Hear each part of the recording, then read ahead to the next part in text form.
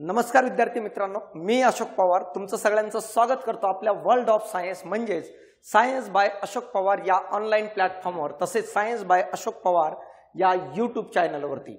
विद्यार्थी मित्रांनो, सगळ्यांना धन्यवाद देतो ऑनलाईन बॅचला दिलेल्या प्रतिसादाबद्दल, तसेच यूट्यूबच्या लेक्चरला दिलेल्या प्रतिसादाबद्दल। तर बघा, आता 2 दिवस पूर्ण महाराष्ट्रात दौरा चालू आहे कंटिन्यू।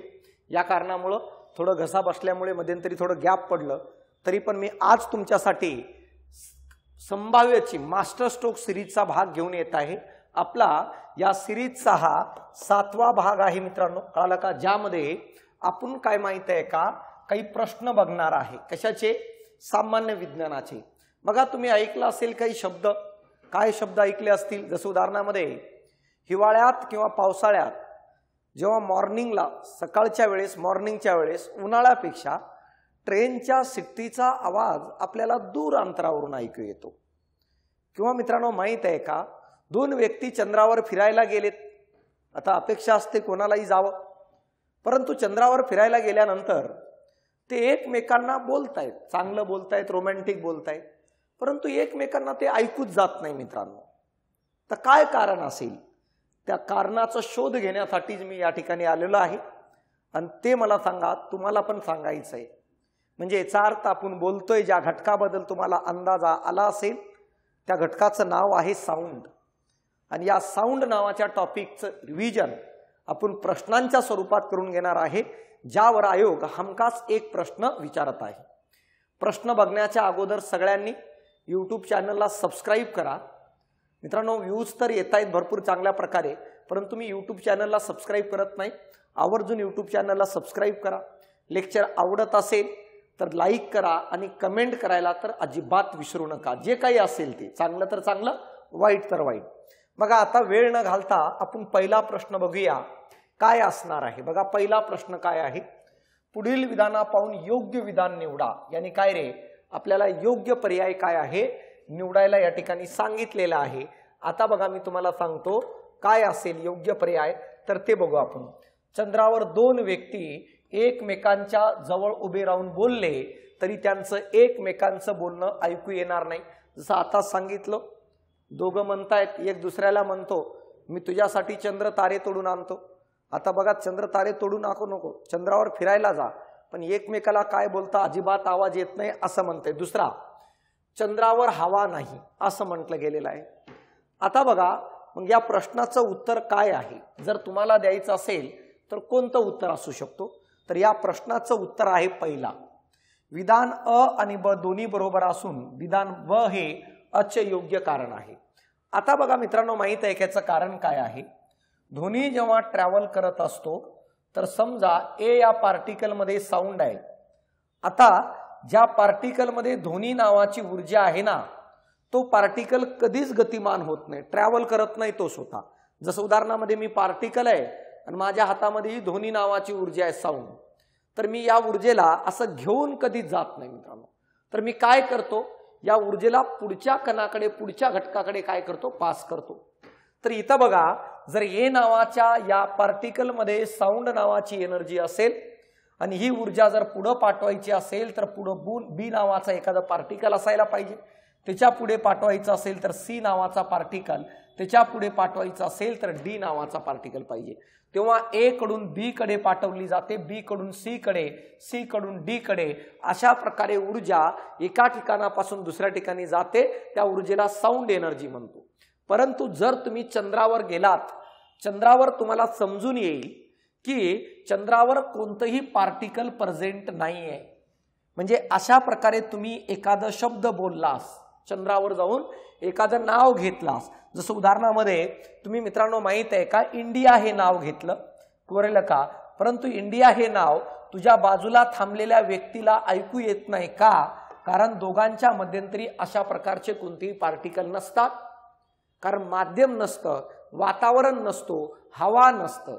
आणि जर वातावरण, हवा, माध्यम असलं असतं तर मला सांगा, पार्टिकलच्या माध्यमातून तुम्ही बोललेला शब्द तुमच्या मित्रापर्यंत गेला असतो। या कारणामुळं चंद्रावर व्यक्ती एकमेकांच्या जवळ उभे राहून जरी एकमेकाला बोलले, आवाज ऐकू येत नाही, कारण चंद्रावर कोणतेही माध्यम नाही, हवा नाही, हे आपल्याला समजणं गरजेचं आहे। जास्त किचकट टॉपिक नाहीये, बेसिक लेवलचे प्रश्न आहेत, पण कन्फर्म तुमचे सगळे क्लिअर व्हावं या अनुषंगाने घेतलेला आहे. आता ध्वनीचा वेग बरोबर वारंवारिता गुणिले डॅश डॅश अशा प्रकारचा हा प्रश्न आहे. बघा पहिलं बघा, तरंग लांबी यानी याला आपण वेवलेंथ म्हणतो, कळालं का? वेवलेंथ म्हणतो. क्वेश्चन मार्कच्या ठिकाणी काय येईल बघा, तरंग काळ यानी टाइम पिरियड म्हणत असतो आपण, आयाम यानी अँप्लिट्यूड म्हणत असतो, कळाला का? अँप्लिट्यूड म्हणतो आपण, हे कळणं गरजेचं आहे आणि यापैकी नाही. तर बघा, तर ध्वनीचा वेग बरोबर वारंवारता गुणिले डॅश डॅश, तर उत्तर आहे मित्रांनो माहित आहे का, तरंग लांबी. हे फॉर्म्युला दिलेला आहे. आता बघा मी तुम्हाला काय सांगतो रे, जगातील कोणत्याही गोष्टीचा जर वेग काढायचा असेल तर आपल्याला माहित आहे वेग म्हणजे अंतर भागिले वेळ. ठराविक वेळेमध्ये एखाद्या वस्तूने जेवढं अंतर कापलेलं असतं किंवा विस्थापन केलेलं असतं त्याला वेग म्हणतो. परंतु जेव्हा आपण ध्वनीचा विचार करत असतो तेव्हा आपल्याला समजायला पाहिजे की ध्वनीमध्ये अंतर मोजत असताना आपण अंतर किंवा विस्थापनामध्ये न मोजता तर ध्वनीमधला अंतर मला सांगा आपण तरंग लांबीमध्ये मोजतो, हे आपल्याला कळणं गरजेचं आहे. आणि वेळ मला सांगा तरंग काळामध्ये मोजत असतो. म्हणून बघा, ध्वनीचा वेग बरोबर अंतराच्या ठिकाणी आलं ध्वनीची तरंग लांबी भागिले वेळेच्या ठिकाणी आलं तरंग काळ. कोणत्याही तरंगाचं जर आपल्याला वेग काढायचा असेल तर वेग बरोबर तरंग लांबी भागिले तरंग काळ हा एक फॉर्म्युला तयार होतो मित्रांनो. यानी velocity is equal to wavelength upon time period. परंतु जर तुम्ही बघितलं ना भाऊ, कधी पण जर बघितलं, कोणत्याही तरंगाच्या बाबतीत विचार करा, कोणत्याही तरंगाच्या बाबतीत विचार करा, तर जर बघितलं जो तरंग काळ असतो ना, कळाला का, तो काय असतो माहित आहे का, वारंवारतेच्या व्यस्त प्रमाणात असतो. मग बघा, वारंवारता म्हणजे फ्रिक्वेन्सी, तर ही तरंग काळाच्या व्यस्त प्रमाणात असतं का, त्याचं कारण सांगतो. पहिले समजून घ्या तरंग काळ काय असतं. तरंग काळ म्हणजे तरंग निर्माण होण्यासाठी लागणारा कालावधी. आता मला सांग भाऊ, तरंग निर्माण होण्यासाठी जर जास्त वेळ लागत असेल तर ऑब्वियसली मला सांगा तरंग मोठा तयार होईल, आणि तरंग जेवढं मोठा तयार होईल तरंगांची संख्या कमी तयार होईल, आणि तरंगाची संख्या जेवढी कमी तेवढी वारंवारता कमी असते मित्रांनो. म्हणून किती वेळेत तरंग निर्माण होतो त्याच्यावर डिपेंड आहे तरंगाची लांबी, आणि तरंगाच्या लांबीवर डिपेंड आहे की तरंग कमी तयार होणार की जास्त, आणि या तरंगाच्या संख्येलाच आपण वारंवारता म्हणतो. म्हणून तरंग काळ आणि वारंवारता एकमेकाच्या व्यस्त प्रमाणात असतात. जर तरंग निर्माण होणारा कालावधी वाढला तर तरंग मोठा तयार होईल आणि तरंग लांबी तयार होईल, आणि तरंग लांबी मोठी तयार झाली तर तरंगांची संख्या कमी होईल, म्हणून वारंवारता काय कमी, म्हणून एकमेकाच्या व्यस्त प्रमाणात आहे. मग जिथं जिथं एक भागिले तरंग काळ आहे तिथं वारंवारता लिहिता येईल, म्हणून इथे एक भागिले तरंग काळ आहे, म्हणून वेग बरोबर तरंग लांबी यानी वेवलेंथ गुणिले वारंवारता हा दुसरा सूत्र तयार होतो ध्वनीच्या वेगाचं. मग इथं दिले ध्वनीचा वेग बरोबर वारंवारिता, तर दुसरा शब्द येईल मित्रांनो माहित आहे का, तरंग लांबी. त्याला आपण जर काय म्हणत असेल तर त्याला आपण म्हणत असतो मित्रांनो वेवलेंथ. तर अशा प्रकारचा हा बेसिक क्वेश्चन आहे, हे आपल्याला समजणं गरजेचं आहे काय आणि कशा प्रकारे. आता बघा, थोडं साऊंड यानी काय बायोलॉजी या दोघांचं मिक्सिंग आहे. या ठिकाणी प्रश्न बघा, आपल्याला निवडायचं योग्य पर्याय कोणता आहे, खालीलपैकी योग्य पर्याय आपल्याला निवडायचे कोणता असणार आहे बघा व्यवस्थित. पुरुषामध्ये स्वरतंतू म्हणजे व्होकल कॉर्ड मित्रा, समजून घे, व्होकल कॉर्ड, स्वरतंतू म्हणजे व्होकल कॉर्ड. पुरुषांचे व्होकल कॉर्ड स्वरतंतू जवळपास 20 mm लांब असतात, पहिलं विधान आहे. दोन्ही तरंगाच्या वेगवेगळ्या वारंवारतेमुळे वेगवेगळ्या स्वरांची निर्मिती होते, दुसरं आहे मित्रांनो.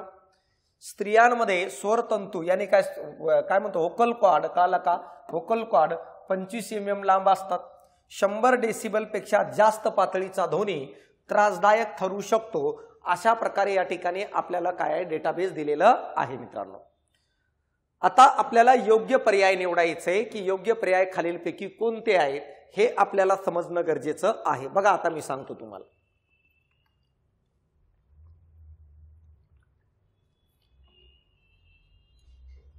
योग्य पर्याय, पुरुषांचे व्होकल कॉर्ड जवळपास 20 mm चे असतात, हे विधान बरोबर आहे मित्रांनो.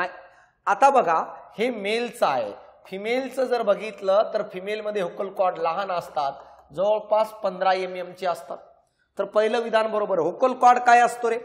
अशा प्रकारे मला सांगा, आपल्या श्वास नलिकेमध्ये कळालं का रे, ट्रॅचिया म्हणतो श्वास नलिका. जसं मी तुम्हाला या ठिकाणी सांगतो बघा कसं असणार आहे. हा आपला घसा आहे, हा आपला घसा आहे. या घशाचे 2 फाटे फुटतात मित्रांनो. एक फाटा हा अन्न नलिकेचा असतो, दुसरा फाटा हा श्वास नलिकेचा असतो. आणि या श्वास नलिकेच्या या ठिकाणी एक पडदा असतो, त्याला इपिग्लॉटिस म्हणतात तोंडावर. आणि या इपिग्लॉटिसच्या खाली अशा प्रकारचा एक बॉक्स असतो आणि या बॉक्सला कंठ म्हणत असतात. याला आपण लॅरिंग्स म्हणतो इंग्रजीतून, याला आपण साऊंड बॉक्स म्हणतो. का? कारण या कंठाच्या आतमध्ये अशा 2 पट्टी असतात आणि या 2 पट्टीलाच आपण व्होकल कॉर्ड म्हणत असतो. कुठं असतं माहिती आहे का? कंठाच्या आतमध्ये, लॅरिंगच्या आतमध्ये. आणि या व्होकल कॉर्डच्या ज्या पट्टी आहेत ह्या जेव्हा आपसामध्ये आदळतात ना, त्यावेळेस साऊंड निर्माण होतो. या व्होकल कॉर्डची लांबी मेल आणि फिमेलमध्ये वेगवेगळी असते, म्हणून दोघांच्या आवाजात आपल्याला फरक आढळताना दिसतो मित्रांनो. जर मेलचा विचार केलो तर या पट्टीचं, व्होकल कॉर्ड नावाच्या पट्टीची लांबी 20 mm आहे. फिमेलमध्ये त्याच्यापेक्षा कमी असते, किती? 15 mm. म्हणून पहिलं विधान म्हटलंय पुरुषांचे व्होकल कॉर्ड 20 mm लांब असतात, हे विधान बरोबर आहे. पहिलं विधान बरोबर आहे. दुसरं बघा काय आहे. ध्वनी तरंगाच्या वेगवेगळ्या वारंवारतेमुळे वेगवेगळ्या स्वरांची निर्मिती होते. तर मित्रांनो माहित आहे का, जर बघितलं एखाद्या ध्वनीची, कळालं का रे, वारंवारता जर बदललं, कळालं का, बदललं तर मित्रांनो माहित आहे का, ध्वनी बदलतो रे, ध्वनी बदलतो. जसं उदाहरणामध्ये मला सांगा, मी बोलतोय, माझ्या आवाजाची वारंवारता वेगळी आहे. एखादं चिमणी आवाज काढतं, त्याच्या वारंवारता वेगळी आहे. एखादं जनावर आवाज काढतं, त्याच्या ध्वनीची वारंवारता वेगळी आहे. जर मला सांगा वारंवारता बदललं तर मला सांगा आवाज बदलतो. या ठिकाणी सांगितले स्वर बदलतात, हे विधान बरोबर आहे. वेगवेगळे स्वर असतं, उच्चारत असताना आपण वेगवेगळ्या पॅटर्नमध्ये उच्चारतो आणि त्यावेळेस प्रत्येक स्वराची वारंवारता काय आहे, वेगवेगळी असते. म्हणून तर ते वेगवेगळे आपल्याला काय रे डिफाईन करता येतात. म्हणून मला सांगा, या ठिकाणी मी तुम्हाला सांगू इच्छितो की ध्वनी तरंगाच्या वेगवेगळ्या वारंवारतेमुळेच मला सांगा वेगवेगळ्या स्वरांची निर्मिती झालेली आहे. नाहीतर सगळ्यांची वारंवारता सारखी असेल, जसं उदाहरणार्थ मला सांगा मी ए म्हटलं तर मला सांगा एकच वारंवारता आहे. पण जर मी मला सांगा अ आ ई उ ए तर मला सांगा क का की कु, म्हणजे हे जो काही आहे तर वारंवारतेत फरक आहे. क म्हणताना वारंवारता वेगळी आहे, का म्हणताना वेगळी आहे. किंवा मला सांगा अ आ, हे वारंवारता वेगळी आहे. आणि या कारणामुळे मला सांगा ते स्वर वेगवेगळे तयार झालेले आहेत, हे आपल्याला कळणं गरजेचं आहे. म्हणून दुसरं विधान पण बरोबर आहे. तिसरं, स्त्रियांमध्ये व्होकल कॉर्ड जवळपास 25 mm आहे, हे विधान चुकीचं आहे. तर मला सांगा 15 mm चा असायला पाहिजे व्होकल कॉर्ड. म्हणून मला सांगा तिसरं चुकीचं आहे. अ ब आहे. बघा 100 डेसिबल पेक्षा जास्त पातळीचा ध्वनी त्रासदायक ठरू शकतो. बरोबर आहे मित्रांनो. लाऊडनेस म्हणतात त्याला. जो लाऊडनेस आहे ते डेसिबल मध्ये मोजतो. आणि जर हेच मला सांगा 100-120च्या जवळपास गेलं तर कांटाळ्या वाजायला सुरुवात करतात. डीजेचा आवाज जो जास्त डेसिबलचा आहे, कांटाळ्या वाजतात. तर हे विधान पण बरोबर आहे. अ ब आणि ड योग्य आहे. तर मला सांगा अ ब आणि ड, तर तुमचं उत्तर काय असायला पाहिजे, दुसरा. तर हे छोटे छोटे पॉइंट्स आहेत, पण येणाऱ्या काळात तुम्हाला 100% काय रे विचारलं जाणार. बघा आता खालीलपैकी अचूक विधाने ओळखा. अचूक म्हणजे काय रे, बरोबर, राईट निवडायचंय आपल्याला. कोणत्याही माध्यमाचे तापमान वाढवले असता, मला सांगा कोणत्याही माध्यमाचे तापमान वाढवले असता ध्वनीचा वेग कमी होतो असं दिलेलं आहे. वायू माध्यमामध्ये वायूचे तापमान चौपट झाले तर ध्वनीचा वेग दुप्पट होतो असं दिलेलं आहे. वायू माध्यमामध्ये वायूची घनता चौपट झाली तर ध्वनीचा वेग निम्मा होतो असं दिलेलं आहे. एका स्थिर तापमानावर ध्वनीचा वेग वायूच्या दाबावर अवलंबून असतो असं दिलेलं आहे. बघा ध्वनीचा वेग आणि माध्यमातील घटक दिलेले आहेत. माध्यमातील घटक काय काय दिले बघा. सर्वात पहिलं तापमानाचा उल्लेख केलेला आहे. सांगितलंय ध्वनीच्या वेगाचा आणि तापमानाचा रिलेशन काय आहे. आपल्याला बघायचं आहे ते रिलेशन योग्य आहे की अयोग्य आहे. कळालं का? तेच आपल्याला बघायचंय. दुसरं काय सांगितलंय? घनतेच्या बाबतीत बोललेलं आहे. ध्वनीचा वेग आणि घनतेचा काय संबंध आहे ते पण दाखवलेलं आहे. आणि यानंतर मला सांगा दाबाचा, प्रेशरचं पण रिलेशन सांगितलेलं आहे. म्हणजे तापमान, घनता आणि दाब या तिघांवर मला सांगा ध्वनी कसं डिपेंड असतं सांगितलेलं आहे. सर्वात पहिलं सांगतो भाऊ, माहित आहे का?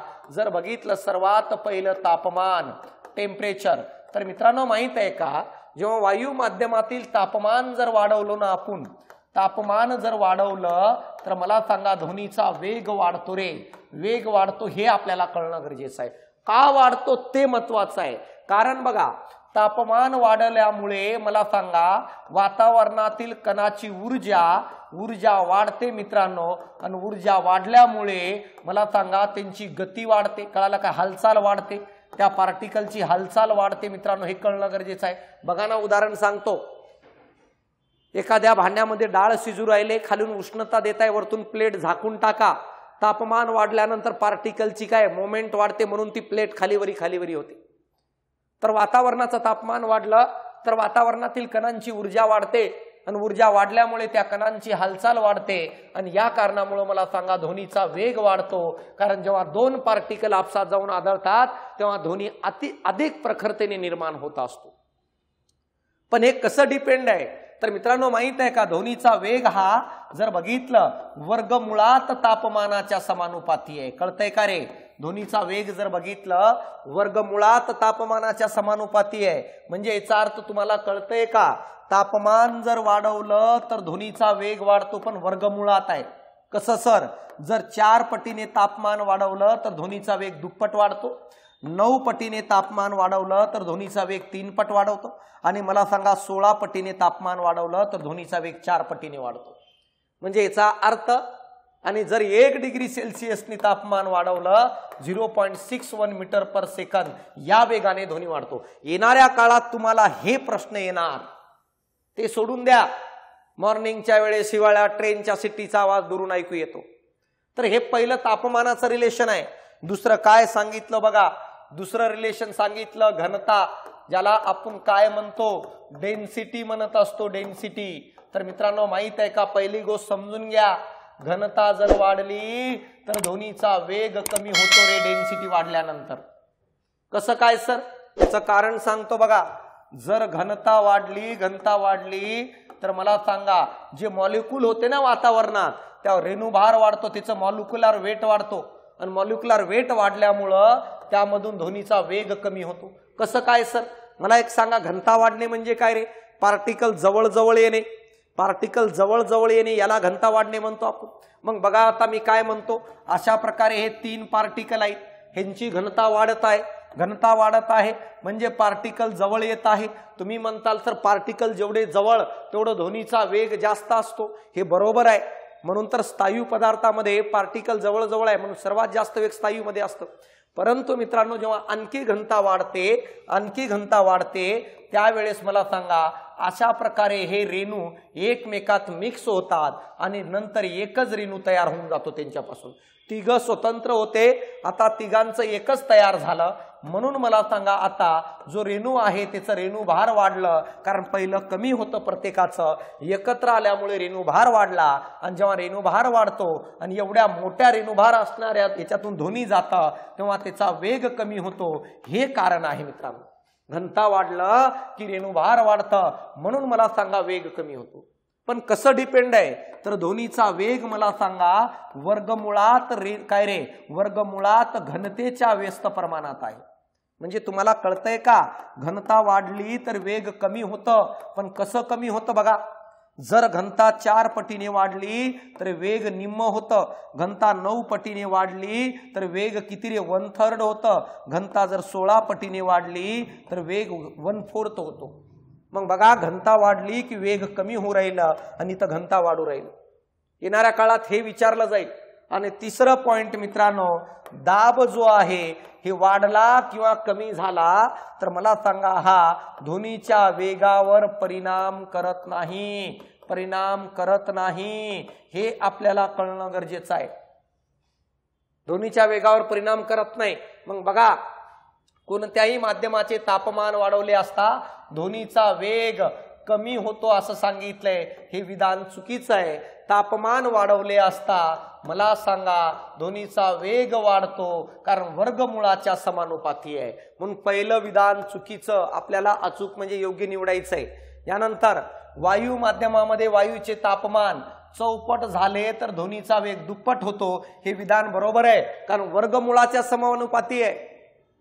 कळलं का रे? तापमान चौपट करा ध्वनीचा वेग दुप्पट होईल, तापमान 9 पट करा ध्वनीचा वेग 3 पट होईल, तापमान 16 पट करा ध्वनीचा वेग 4 पट होईल. म्हणून दुसरं विधान बरोबर आहे. ब वायू माध्यमामध्ये वायूची घनता चौपट झाली तर ध्वनीचा वेग निम्मा होतो, हे पण बरोबर आहे, कारण व्यस्त प्रमाणात आहे. कसं व्यस्त प्रमाणात?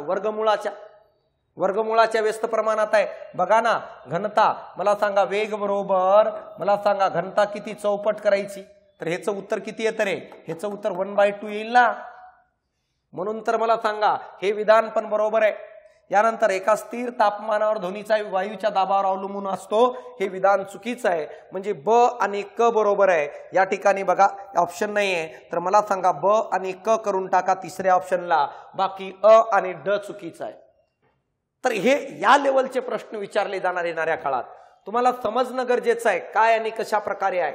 व्यवस्थित लक्ष द्या. खालीलपैकी विधानापैकी अयोग्य विधान निवडा. अयोग्य म्हणजे काय रे? चुकीचं निवडायचंय आपल्याला, बरोबर नाही, चुकीचं. बघा आता, भूकंप होण्यापूर्वी पृथ्वीच्या पृष्ठभागाची कंपने होऊन निर्माण होणारी अवस्त्राव्य इन्फ्रासोनिक साऊंड असतं. 5 वर्षाखालील लहान मुलं 25,000 हर्ट्झ पर्यंत ध्वनी ऐकू शकतात. डॉल्फिन, वटवाघूळ, उंदीर हे प्राणी अवस्त्राव्य ध्वनी निर्माण करतात. बघा पहिल्यांदा समजून घ्या, अवस्त्राव्य म्हणजे इन्फ्रासोनिक. भाऊ इन्फ्रासोनिक कालाकारे इन्फ्रासोनिक साऊंड. वेल, मासे, हत्ती, गेंडा श्राव्यातीत ध्वनी निर्माण करतात, ज्याला अल्ट्रासोनिक म्हणतो. हे कळणं गरजेचं आहे. मग बघा आता, हे अशा प्रकारचे प्रश्न तुम्हाला विचारले जातात. काय असणार आहे, कसा असणार आहे, पहिल्यांदा सांगतो बघा, सांगून देतो एकदाच. मित्रांनो, माहित आहे का, जो साऊंड आहे ना, या साऊंडच्या वारंवारतेनुसार 3 प्रकार तयार करण्यात आलेले आहेत. सर्वात पहिला आहे त्याला सोनिक साऊंड म्हणतात. दुसरं जर बघितलं त्याला अल्ट्रासोनिक साऊंड म्हणतात, आणि तिसरं जर बघितलं त्याला इन्फ्रासोनिक साऊंड म्हणतात. हे तिन्ही साऊंड मला सांगा फ्रिक्वेन्सीच्या आधारे तयार करण्यात आलेले आहेत. मराठीतून बघा, याला श्राव्य ध्वनी म्हणतात, याला अतिश्राव्य म्हणतात, आणि याला अवश्राव्य म्हणून ओळखलं जातं. हे शब्द बदलू शकतात, यासाठी इंग्रजीतून बघायचं. सोनिक साऊंड म्हणजे तो साऊंड ज्याची वारंवारता मला सांगा 20 हर्ट्झ पासून ते 20,000 हर्ट्झ पर्यंत आहे. अशा वारंवारतेच्या ध्वनीला सोनिक साऊंड म्हणतो. आणि हा मानव ऐकू शकतो, यानी हा काय रे? ऑडिबल साऊंड आहे. हे कळणं गरजेचं आहे. ह्याच्यापेक्षा कमी ऐकत नाही आणि ह्याच्यापेक्षा जास्तही माणसाला ऐकू येत नाही. अल्ट्रासोनिक साऊंड म्हणजे तो साऊंड ज्याची वारंवारता मित्रांनो माहित आहे का 20,000 हर्ट्झ पेक्षा जास्त आहे. 20,000 हर्ट्झ पेक्षा काय रे? जास्त असते. अशा साऊंडला काय म्हणतो आपण? Ultrasonic sound. मानव नाही ऐकू शकत मित्रांनो. हे कोण करतं रे निर्माण? बघा, ह्याच्यामध्ये जर बघितलं काही प्राणी आहेत मित्रांनो, जसं मला सांगा चिमणी असेल, कालाकारे, कुत्रे असतील, किंवा लहान मुलं जे असतात, मला सांगा अल्ट्रासोनिक साऊंड निर्माण करू शकतात, ऐकू शकतात 25,000 हर्ट्झ पर्यंत. 25,000 हर्ट्झ पर्यंत ऐकू शकतात. हे कळणं गरजेचं आहे. यानंतर बघा आणखी कोण कोण असेल रे?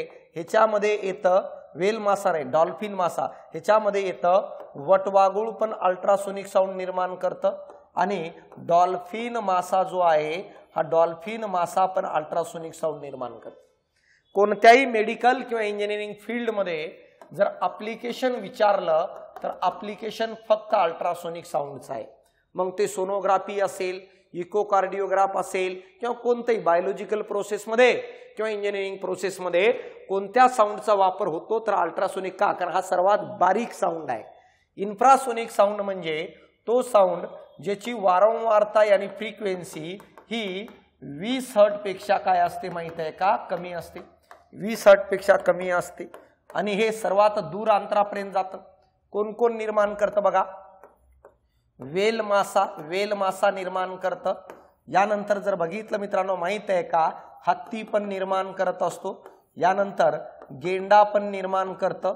यानंतर जिराफ पण असतं. यानंतर मगर पण असू शकतं. आणि भूकंपाच्या वेळेस मला सांगा, ज्या लहरी पहिल्यांदा तयार होतात आपल्यापर्यंत येतात ते इन्फ्रासोनिक साऊंडचे असतात. का? कारण ते दूर अंतरापर्यंत जाऊ शकतात, कारण त्यांची तरंग लांबी जास्त आहे.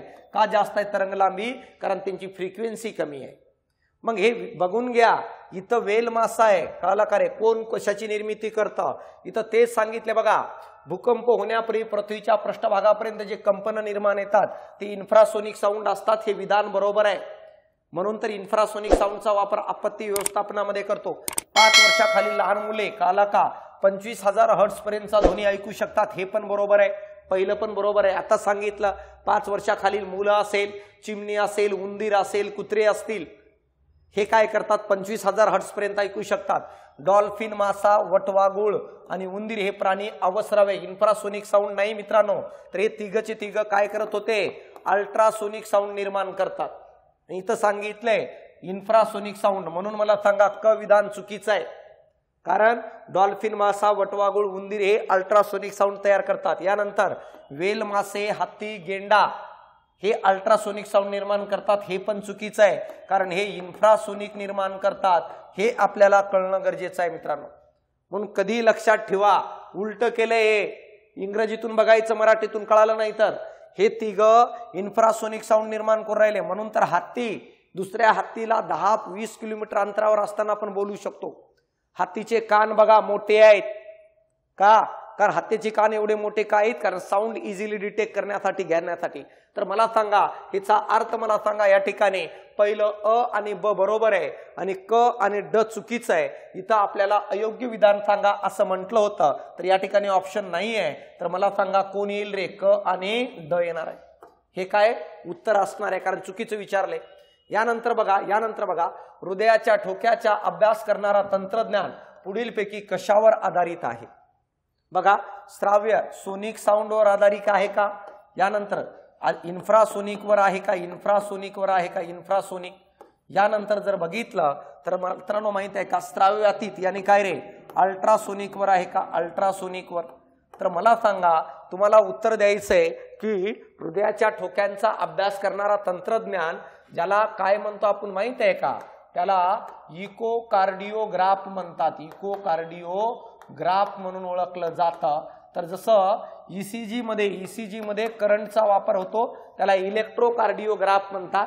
दोघांचं एकच कार्य आहे की हृदयाच्या ठोक्याच्या प्रतिमा किंवा अभ्यास करणे, कप्प्यांचा अभ्यास करणे, झडपांचा अभ्यास करणे. तर या प्रश्नाचं उत्तर आहे मित्रांनो माहित आहे का? Ultrasonic sound. मित्रांनो माहित आहे, मी आता तुम्हाला सांगितलं मेडिकल किंवा इंजिनिअरिंग फील्डमध्ये कुठे जरी मला सांगा, कुठे जरी कोणत्याही प्रोसेसमध्ये कोणता साऊंड वापरतो असं विचारलं तर अल्ट्रासोनिक साऊंड. बघा कुठं कुठं वापरलं जातं, तर मला सांगा सोनोग्राफीमध्ये वापरलं जातं. सोनोग्राफीमध्ये वापरलं जातं. मग यानंतर मला सांगा गर्भाच्या वाढीवर लक्ष ठेवण्यासाठी, गर्भाच्या वाढीवर लक्ष ठेवण्यासाठी कळलं का रे? यानंतर मला सांगा शरीरातील ट्यूमर शोधण्यासाठी, ट्यूमर शोधण्यासाठी. यानंतर मला सांगा हृदयाच्या प्रतिमा मिळवण्यासाठी, ज्याला इकोकार्डिओग्राफ म्हणतो आपण, हे कळणं गरजेचं आहे. यानंतर मला सांगा किडनी स्टोन फोडण्यासाठी, किडनी स्टोन फोडण्यासाठी ज्याला लिथोट्रॉप्सी म्हणतात रे, लिथोट्रॉप्सी म्हणून ओळखलं जातं, त्याच्यामध्ये वापरलं जातं. जहाजावरून जहाजावर संपर्क साधण्यासाठी सोनार पद्धतीमध्ये वापरलं जातं, हे कळणं गरजेचं आहे. प्लास्टिकचे सुट्टे भाग गोळा करण्यासाठी वापरलं जातं. किंवा मला सांगा दुधासारखे पदार्थातील जीवाणूला मारण्यासाठी वापरलं जातं. मित्रांनो माहित आहे का, समुद्राची खोली मोजण्यासाठी वापरलं जातं. इंजिनिअरिंग आणि मेडिकल फील्डमध्ये ऍप्लिकेशन विचारलं तर एकच आहे मित्रांनो माहित आहे का, डोळे झाकून गोल करायचं, that is a ultrasonic sound. मग बघा इकोकार्डिओग्राफ मध्ये अल्ट्रासोनिक साऊंडचा वापर केला जातो आणि इलेक्ट्रोकार्डिओग्राफ मध्ये करंटचा वापर केला जातं, इलेक्ट्रिक करंटचा वापर केला जातं. परंतु दोघांचं कार्य एकच आहे, हृदयाच्या कप्प्यांच्या आणि त्यांच्या वॉलच्या प्रतिमा घेणे. म्हणून मला सांगा उत्तर तिसरं आहे. हे कळणं गरजेचं. हे ऍप्लिकेशन येणाऱ्या काळात तुम्हाला 100% विचारणार, लक्षात राहू द्यावं.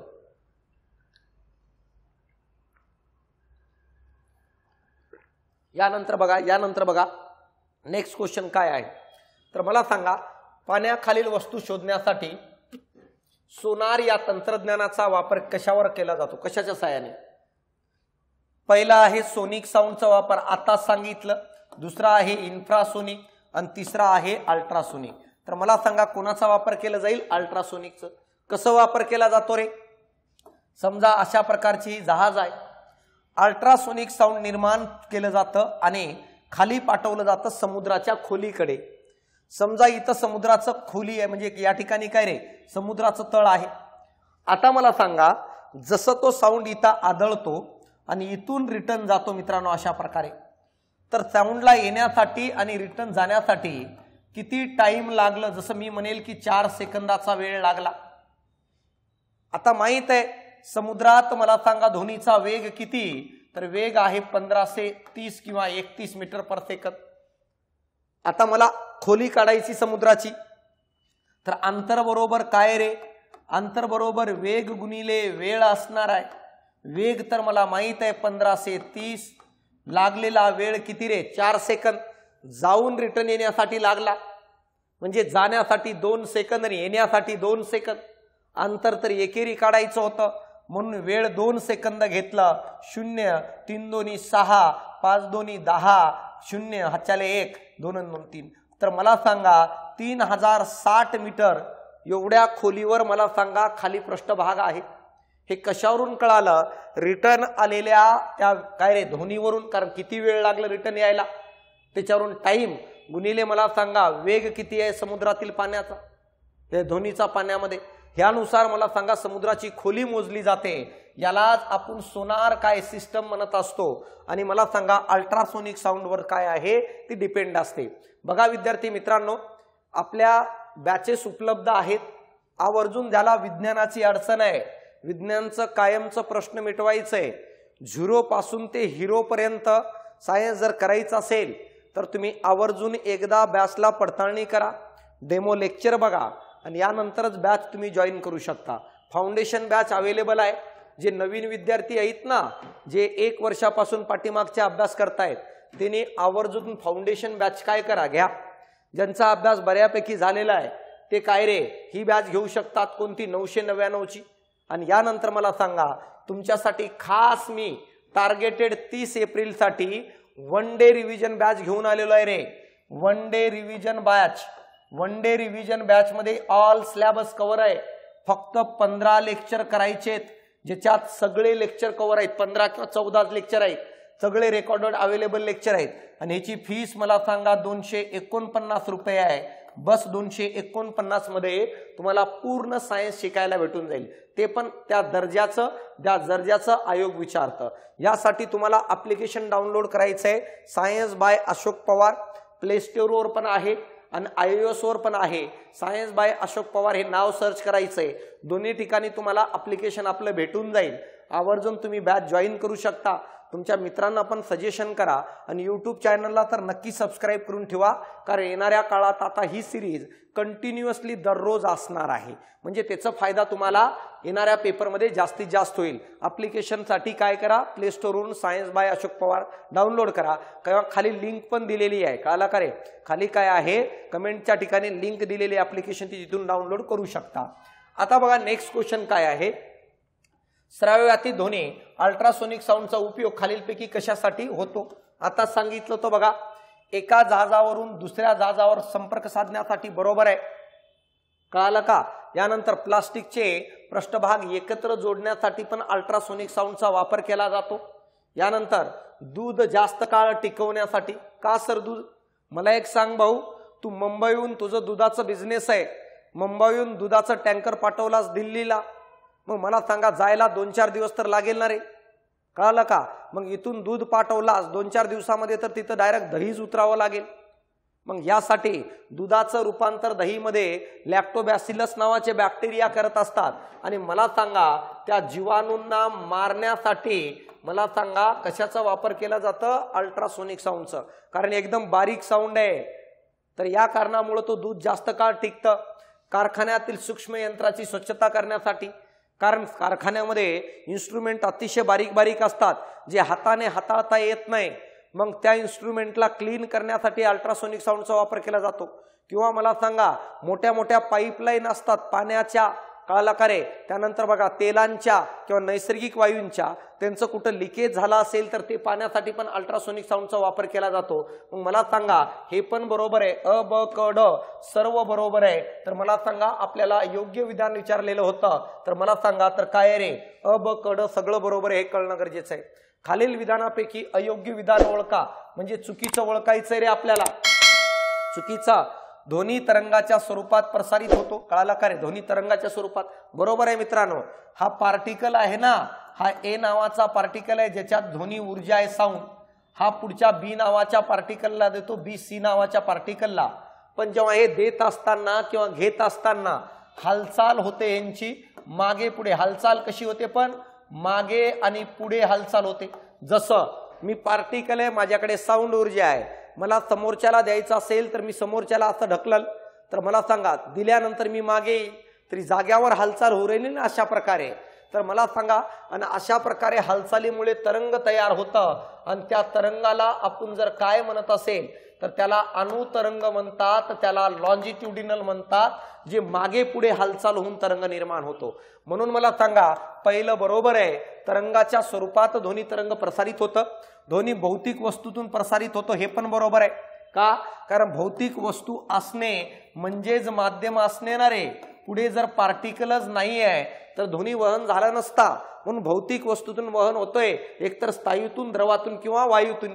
यानंतर दुसरंही बरोबर आहे, ध्वनी निर्वात पोकळीतून प्रवास करतात. हे विधान चुकीचं आहे, कारण जिथं माध्यम नाही आहे, जिथं पुढं द्यायलाच काही नाही. जसं उदाहरणार्थ हा ए पार्टिकल आहे ज्याच्यात ऊर्जा आहे, पण त्याच्या पुढं कोणतं पार्टिकलच नाहीये तर कोणाला पास करणार? आणि पार्टिकल कधी नसतं तर ज्या ठिकाणी माध्यम नाहीये, ज्या ठिकाणी निर्वात पोकळी आहे त्या ठिकाणी पार्टिकल नसतं. म्हणून मला सांगा हे विधान काय चुकीचं आहे? कोणतं? ध्वनी निर्वात पोकळीतून प्रवास करतात. सारख्याच भौतिक स्थितीत दिलेल्या सर्व वारंवारतेकरता ध्वनीचा वेग जवळपास सारखाच असतो. बरोबर आहे ना रे? एकच स्थिती आहे भौतिक स्थिती, म्हणजे याचा अर्थ न वातावरणाचा तापमान बदलत आहे. बघा रे व्यवस्थित किती बघा स्टेटमेंट कशी आहे बघा, हेच मला शिकवायचंय. मला सारख्याच भौतिक स्थितीमध्ये म्हणतंय. जर हे शब्द नसला असतं ना तर हे विधान चुकीचं ठरलं असतं. सारख्याच भौतिक स्थितीमध्ये म्हणजे काय? न माध्यमाचं तापमान बदलायचंय, न त्याचं मित्रांनो माहित आहे का घनता बदलायची आहे, न आर्द्रता बदलायची आहे. म्हणजे कोणताही बदल न करता जेव्हा मला सांगा ध्वनी ट्रॅव्हल केलं जातं तेव्हा मला सांगा सर्व वारंवारतेकरता ध्वनीचा वेग काय आहे? सारखाच असतो. हे विधान बरोबर आहे. आणि जर भौतिक स्थिती बदलली, वातावरणाची तापमान असेल, आर्द्रता असेल, घनता असेल, त्यावेळेस मला सांगा ध्वनीचा वेग बदलू शकतो. म्हणून चौथं बरोबर आहे. उत्तर तुमचं चुकीचं निवडायचं होतं, तर उत्तर तिसरं आहे. आता बघा खालीलपैकी योग्य पर्याय निवडा, योग्य विधान निवडा. बघा ध्वनीची तीव्रता जेवढी जास्त असते तेवढा ध्वनी स्पष्ट ऐकू येतं. भाऊ तीव्रतेसाठी शब्द लक्षात ठेवा, ह्याला इंग्रजीतून पीच म्हणतात रे. पीच म्हणजे काय रे? पॉइंटेडपणा, पॉइंटेडपणा, तीक्ष्णपणा, तीक्ष्णपणा.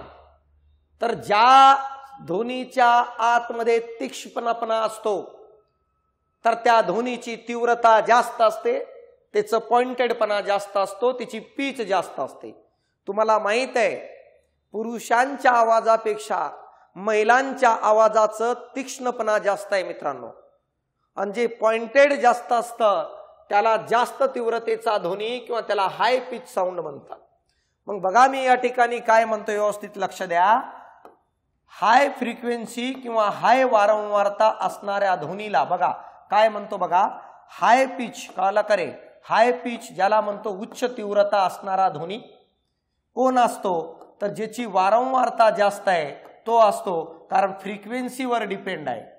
ज्या ध्वनीची फ्रिक्वेन्सी जास्त त्या ध्वनीची तीव्रता जास्त, पीच जास्त. आणि मित्रांनो माहित आहे का, ज्याची वारंवारता जास्त तो ध्वनी मला सांगा जास्त पॉइंटेड असतं, हे आपल्याला कळणं गरजेचं आहे. पॉइंटेडपणा जास्त आणि जो आवाज पॉइंटेड जास्त असतो मला सांगा तो आवाज काय रे त्रासदायक होऊ शकतो, हे आपल्याला कळणं गरजेचं आहे. म्हणून बघा, मुलींचा आवाज कानावर जर कंटिन्युअसली पडला तर तो आपल्याला त्रासदायक होतो, असं इरिटेड वाटायला लागतं. मग हे जे म्हणणारे असतात ना, लग्नाच्या अगोदर तर मला सांगा खूप बोलायचं, लग्नानंतरच बोलायला काय झालं, शांत शांत का राहतं लग्नानंतर माणूस, लग्नानंतर शांत का राहतं माणूस मित्रांनो माहित आहे का? त्याचं कारण सांगतो. कारण कंटिन्युअसली आवाज कानावर पडतो ना रे. नंतर लग्नाच्या अगोदर कधी मधी पडत होता, आता कंटिन्युअसली पडायला लागलं. त्यात महिलांच्या आवाजांचं तीव्रता काय जास्त आहे, पॉइंटेड आहे, म्हणून तो त्रासदायक वाटतो. कारण त्यांचं पीच जास्त आहे आणि तो आवाज आपल्याला स्पष्ट ऐकू येतो, हे आपल्याला समजणं गरजेचं आहे, हे आपल्याला कळणं गरजेचं आहे. मच्छरच्या आवाजाची तीव्रता जास्त आहे, म्हणून मला सांगा तो आपल्या कानामध्ये गुणगुण केलं तर त्रासदायक वाटावं लागतं आणि स्पष्ट ऐकू येतं ते. म्हणून बघा, ध्वनीची पीच आणि तीव्रता जेवढी जास्त असते तेवढा ध्वनी स्पष्ट ऐकू येतो, बरोबर आहे. स्त्रियांच्या आवाजाची तीव्रता पुरुषापेक्षा जास्त आहे, म्हणून स्त्रिया काय बोलतात हे सेकंदात कळून जातं पटकन. निम्मे पुरुष काय बोलतात ते स्त्रियांना अर्धा तास कळत नाही, करत, कारण आवाज गोगरा आहे, स्पष्टपणा नाहीये. कळालं इथपर्यंत?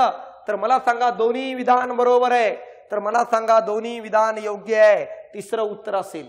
आयोगाने 2022 विचारलं, काय विचारलं तर मित्रांनो माहित आहे का, लो पिच साऊंड म्हणजे कोणत्या प्रकारचा साऊंड, तर लो फ्रिक्वेन्सीचा साऊंड असं विचारलेलं होतं. बघा, या लेवलचे प्रश्न येत आहेत 2022. बघा, एकच वारंवारता असणाऱ्या ध्वनीला डॅश म्हणतात, स्वर म्हणतात, सूर म्हणतात, किंवा मला सांगा त्याला जर काय म्हणत असेल तर या ठिकाणी आपल्याला कळणं गरजेचं आहे ध्वनीची उच्चता किंवा ध्वनीची प्रखरता. बघा, ह्याचं उत्तर आहे स्वर. कळलं का रे? सूर नाही. सूर तर असा आलाप असतो, एखादं जर घेतलं तर असं वाढत जातं. बघितले का तुम्ही वेगवेगळ्या सिंगरला? कळलं का? जर सूर गेलं तर वाढत जातो असं. पण जर स्वर म्हटलं, जसं उदाहरणामध्ये स्वर मध्ये कोणतं, जर उदाहरणार्थ मला सांगा मी अ म्हटलं तर एकच आहे अ, आ, ई, तर याचा अर्थ मला सांगा वारंवारता सारखी आहे जेव्हा मी स्वर म्हणत असतो. सूर म्हणजे काय, आलाप असतो तो. कळलं का? जसं जर बघितलं तर वाढत जातं ते, सा रे ग म प नि सा म्हणतो ना, एकदम वाढतं, तर त्याला आपण सूर लावणे म्हणतो. लो टोन पासून हाय टोन, म्हणजे याच्यात वारंवारता बदलते, पण ह्याच्यात बदलत नाही स्वरमध्ये. मग एकाच वारंवारतेच्या ध्वनीला आपण स्वर म्हणतो, सूर नाही म्हणत. हे उच्चता म्हणजे लाऊडनेस, ह्याचा तर काही संबंधच नाहीये. प्रखरता म्हणजे पीच, मी आता सांगितलं तुम्हाला पीच, आणि याला लाऊडनेस. इंग्रजीतून बघा, मानवाच्या कानामध्ये ध्वनीचा दर्जा व तीव्रता कशामुळे ओळखली जाते? बाह्य कर्ण, मध्य कर्ण, कर्णावृत्त आणि मेलस. भाऊ माहित आहे का, कान एकदाच शिकून घे. डोळा तर आपण शिकवलो, पण मी कान पण तुम्हाला या ठिकाणी सांगण्याचा प्रयत्न करतो की नेमकं कशा प्रकारे कान असतं. बघा या ठिकाणी समजून घ्या, डबल कुठं काय शिकायला भेटेल काय माहिती. बघा आता जर ह्युमन इयर जर बघितलं ना आपण, भाऊ कळाला का, इयर जर बघितलं, आपलं कान जर बघितलं तर या कानाला 3 भागात विभागतो आपण. सगळ्यात बाहेरचा भाग आहे त्याला आउटर म्हणतात, त्यानंतर मधला एक भाग आहे त्याला मिडल म्हणतात, आणि सर्वात आतील भाग आहे त्याला इनर म्हणतात. म्हणजे 3 भागामध्ये. मित्रांनो माहित आहे का, लक्ष द्या इकडं, हा जो आहे ना, कळलं का रे, जर बघितलं तर मला सांगा, जर बघितलं तर हा जो कान आहे ना, याला सगळ्यात बाहेरचा म्हणतो, याला आपण कान म्हणतो, पण हा एक पार्ट आहे सगळ्यात बाहेरचा भाग, त्याला आउटर लेअर म्हणतात. आणि आउटर भागाला आपण पिना म्हणतो रे, पिना, पुन्हा नाही, पिना. कसं असतं बघा, सगळ्यात बाहेर अशा प्रकारे मला सांगा, अशा प्रकारे आपल्या कानाच्या आतमध्ये एक पाईप असतं, ट्यूब. हे बघा जिथून साऊंड आतमध्ये चाललाय, आणि सर्वात बाहेर हे बघा अशा घड्यासारखं आवरण आहे. अशा प्रकारे मला सांगा, जर बघितलं असं आवरण आहे. चावी असते ना चावी, लहानपणी खेळला असेल, चावी द्यायची गाडीला, चावी द्याल्यानंतर ती गाडी टुर्र करते पळत जाते. लहानपणी खेळले असतील, काही काही आताही खेळतात लहान मुलांच्या हातातून घेऊन. तर मला सांगा, तर हे जो बाहेरचा दिसणारा भाग आहे हा आउटर भाग आहे मित्रांनो, आणि यालाच आपण पिन्ना म्हणतो आउटर भागाला. त्याच्यानंतर बघा एक आतमध्ये पोकळ जागा असते, पाईप असतो साऊंडला जाण्यासाठी, त्याला जर काय म्हणत असेल तर त्याला इयर कॅनल म्हणतात. आणि हा जो पिन्ना आहे ह्याच्या आतमध्ये बाहेरून आलेला साऊंडला घेतलं जातं आणि पुढं पाठवलं जातं अशा प्रकारे तरंगाच्या स्वरूपात.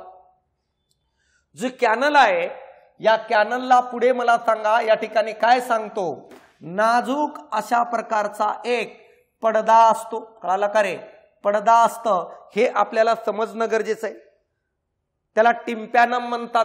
या पडद्याला टिम्पॅनम म्हणतात रे भाऊ, इकडे लक्ष दे. याला टिम्पॅनम म्हणतात पडदा.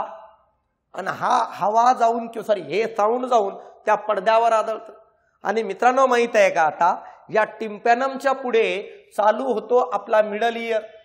मिडल इयर आता बघा, या मिडल इयर मध्ये जर काय प्रेझेंट असतात तर बोन प्रेझेंट असतात, हाड प्रेझेंट असतात. पडद्याच्या वरती हाड 3 प्रकारचे असतात. पहिला आहे मेलस, पहिलं बोन प्रेझेंट आहे मिडल इयर मध्ये, त्याला आपण मेलस म्हणतो. सेकंड जर बघितलं मित्रांनो माहित आहे का, त्याला इंचस म्हणतात. इंचस म्हणतात सेकंड जो आहे मिडल इयर मध्ये इंचस असतं.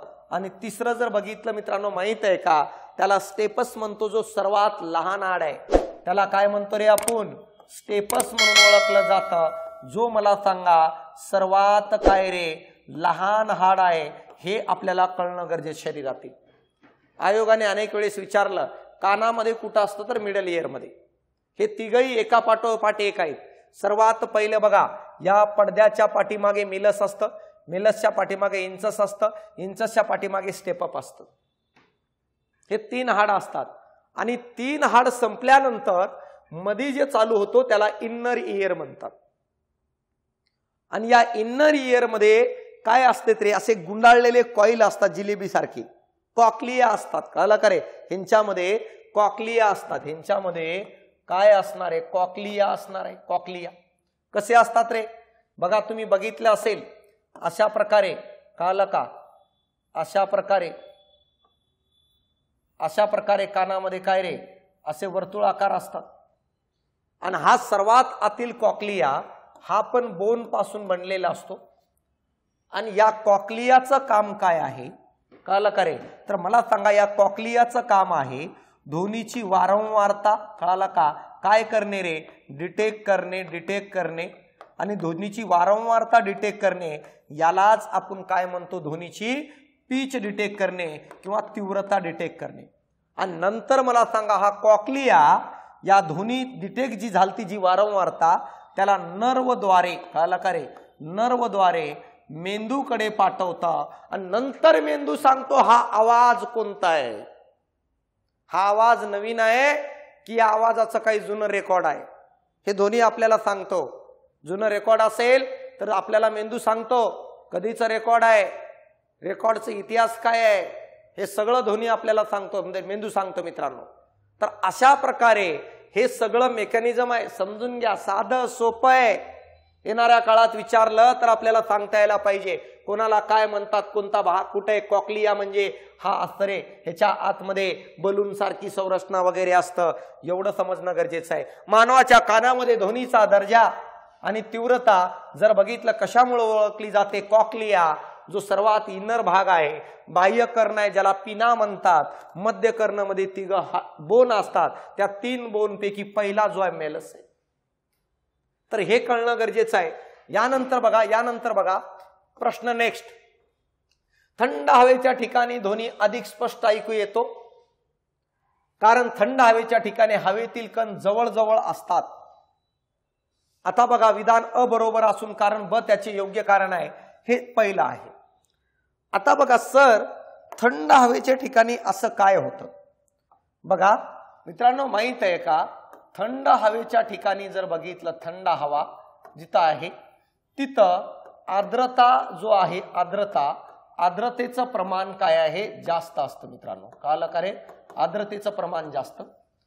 आणि ज्या आर्द्र हवेचं प्रमाण जास्त असतं त्या ठिकाणी त्या हवेची घनता कमी असते मित्रांनो.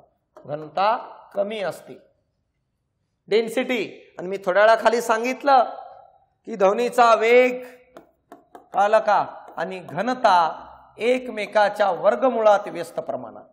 आणि जिथं घनता कमी असेल मित्रा, ऑब्वियसली तिथं वेग जास्त आहे.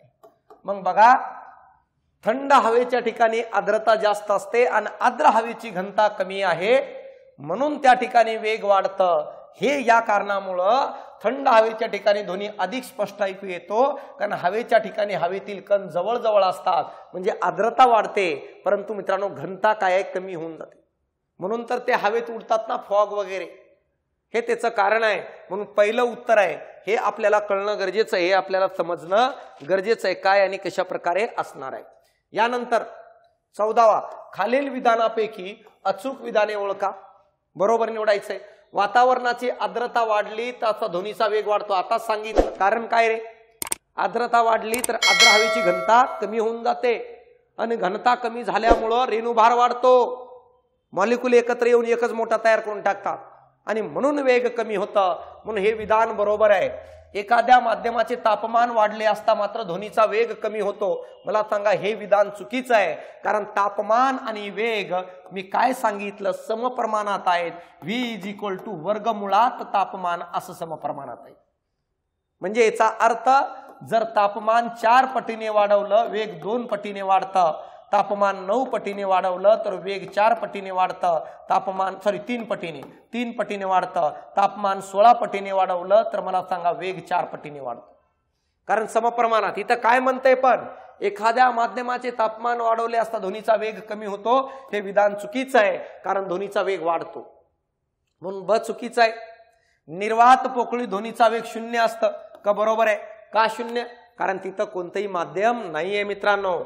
मूळ ध्वनीची कोणत्याही पृष्ठभागावरून परावर्तनामुळे होणाऱ्या पुनरावृत्तीला निनाद म्हणतात. हे विधान चुकीचं आहे. निनादचा अर्थ आहे रिव्हायब्रेशन. निनादचा अर्थ आहे रिव्हायब्रेशन आणि रिव्हायब्रेशनचा अर्थ आहे की ध्वनी पुन्हा पुन्हा मला सांगा एकत्रित मिक्स होऊन ऐकू येणे. का? कारण कोणताही ध्वनी आपल्या कानावर 1/10 सेकंदापर्यंत स्थिर राहतो मित्रांनो. आणि जेव्हा एखादा व्यक्ती तुम्हाला बोलत असेल, त्यांनी पहिला शब्द बोलला, जसं मी तुम्हाला म्हटलो आर्ची हा शब्द बोललो मी, तर आर्ची नावाचा साऊंड कानावर 1/10 सेकंदापर्यंत राहील. मी आर्ची साऊंड बोलल्यानंतर लगेच परशा बोललो, तर परशा नावाचा साऊंड हा तुझ्या कानावर 1/10 सेकंदाच्या नंतर जायला पाहिजे. आणि 1/10 सेकंदाच्या नंतर जर जायचं असेल तर ध्वनी निर्माण करणारा स्रोत आणि ऐकू येणारा ह्यांच्यामध्ये मिनिमम 17 मीटर किंवा त्याच्यापेक्षा जास्त अंतर असायला पाहिजे. आणि जर 17 मीटर पेक्षा कमी अंतर असेल तर मित्रांनो त्यावेळेस ध्वनी 1/10 सेकंदाच्याच पहिले येऊन जातं आणि सगळं ध्वनी एकत्र मिक्स होऊन आवाज स्पष्ट ऐकू येत नाही. त्याला म्हणतात निनाद.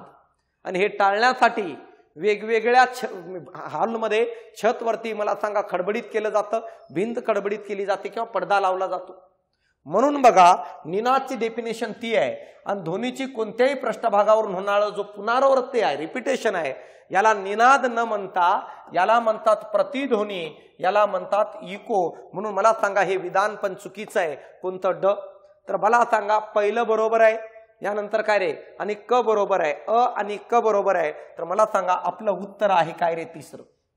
हे कळणं गरजेचं आहे. यानंतर बघा, खालील विधानापैकी योग्य विधान बरोबर निवडायचं आहे. जे तरंग वर खाली आणि रेषेला लंब प्रकारे प्रसारित होतात त्याला अवतरंग म्हणतात. ट्रान्सव्हर्स. बघा मी सांगूनच देतो, लोड घ्यायचं नाही, मी असेपर्यंत घ्यायचं नाही भाऊ. बघा काय म्हटलं या ठिकाणी, मला सांगा तरंग 2 प्रकारचे असतात. एक तरंग असतो त्याला म्हणतात मेकॅनिकल आणि दुसरं तरंग असतो त्याला म्हणतात इलेक्ट्रोमॅग्नेटिक. आता बघा मी तुम्हाला सांगतो काय आहे. मेकॅनिकल मध्ये जर बघितलं तर यामध्ये जो पार्टिकल मध्ये ऊर्जा आहे ना, हा ए नावाचा पार्टिकल, हा बी नावाचा पार्टिकल, हा सी नावाचा पार्टिकल, हा डी नावाचा पार्टिकल. तर यामध्ये पार्टिकल स्वतः गतिमान होत नाही, तर ऊर्जा पुढे पास करतो अशा प्रकारे. म्हणून मला सांगा मेकॅनिकल वेव्हला माध्यमाची गरज असते, माध्यमाची गरज असते हे आपल्याला कळणं गरजेचं आहे. इलेक्ट्रोमॅग्नेटिक मध्ये ए नावाच्या पार्टिकल मध्ये ऊर्जा आहे, हा म्हणतो मला कोणाची गरज नाही, तो स्वतः ए ट्रॅव्हल करत जातं पुढं, म्हणून याला माध्यमाची गरज नसते.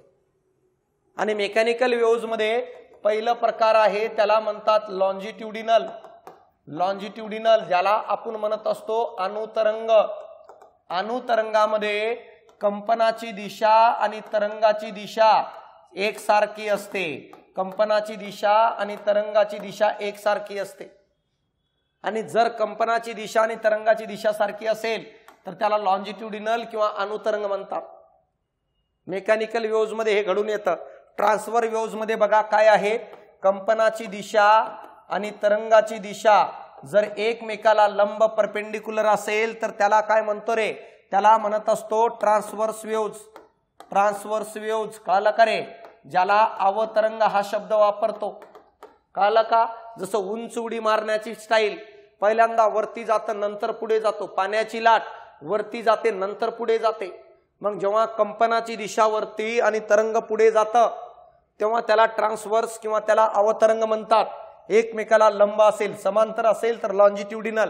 मला सांगा, आणि ह्याचं उदाहरण कोण, ह्याचं उदाहरण प्रकाश आणि लाईट असतं. ह्याचं उदाहरण कोण, ह्याचं उदाहरण ध्वनी आणि साऊंड असतं. म्हणजे साऊंड हा मेकॅनिकल लॉन्जिट्युडिनल वेव्हज आहे. मग इथं काय दिले बघा, जे तरंग वर खाली आणि काय रे रेषेला लंब प्रकारे प्रसारित होतात. वर खाली म्हणजे काय, अशा प्रकारे, आणि परपेंडिक्युलर असं प्रसारित होतात.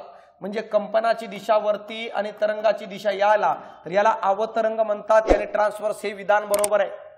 त्यानंतर ध्वनी हे अवतरंगाचे उदाहरण आहे. हे चुकीचं आहे, कारण ध्वनी हा कोणाचं उदाहरण आहे रे, अवतरंगाचं नसून अणुतरंगाचं उदाहरण आहे, लॉन्जिट्युडिनलचं उदाहरण आहे. म्हणून हे चुकीचं आहे. जे तरंग पुढे मागे व प्रसरण रेषेच्या दिशेने होते त्यास अणुतरंग म्हणतात. हे बरोबर आहे, हे बरोबर आहे. का, कारण अशा प्रकारे मागे पुढे आणि दोघांचं समांतर आहे. तरंगाची दिशा पण तीच आहे आणि कंपन पण त्याच दिशेने निर्माण होत होते. म्हणून मला सांगा क बरोबर आहे, ब चुकीच होतं. प्रकाश हे अणुतरंग आहे, नाही, प्रकाश हे अवतरंग आहे. आता मी सांगितलं ना तुम्हाला ट्रान्सव्हर्स आहे. म्हणून मला सांगा हे पण चुकीचं आहे. तर आपल्याला काय विचारलंय रे, योग्य अ आणि क बरोबर आहे, म्हणजे तिसरं उत्तर बरोबर आहे. या लेवलचे प्रश्न तुम्हाला येणाऱ्या काळात 100% दिसणार आहे मित्रांनो. हे सगळं समजून घ्या काय मॅटर आहे. तर बघा, अशा प्रकारे मी या ठिकाणी तुम्हाला साऊंड नावाच्या टॉपिकचे काही प्रश्न घेऊन आलो. पुढच्या सेक्शनमध्ये आणखी ह्याचे काही वेगळ्या पॅटर्नचे प्रश्न घेऊन येतो. बेसिक आहे, बेसिक पण सांगायसारखं भरपूर काही आहे. तर सर्व मित्रपरिवारांना आवर्जून एक रिक्वेस्ट आहे, प्ले स्टोअरवर आपलं ॲप्लिकेशन आहे, आवर्जून सायन्स बाय अशोक पवार हे ॲप्लिकेशन डाउनलोड करा. आणि जर तुम्हाला कंटेंट आवडत असेल यूट्यूबला पण कमेंट आणि लाईक्स करा. तसेच मला सांगा प्ले स्टोअरवर जो ॲप्लिकेशन आहे त्या ॲप्लिकेशनला पण आवर्जून रिव्ह्यू द्या मित्रांनो, जर तुम्हाला कंटेंट आवडत असेल तर. यूट्यूब चॅनल काय रे, सायन्स बाय अशोक पवार. आणि या क्वेश्चनच्या PDF ऑल नोट्स मला सांगा सायन्स बाय अशोक पवार या टेलिग्राम चॅनलला उपलब्ध आहे. आवर्जून तुम्ही त्या ठिकाणी जॉईन करू शकता. तर चालतं मित्रांनो, भेटू आपण पुढच्या लेक्चरला याच डेडिकेशनने, याच अप्रोचने. धन्यवाद.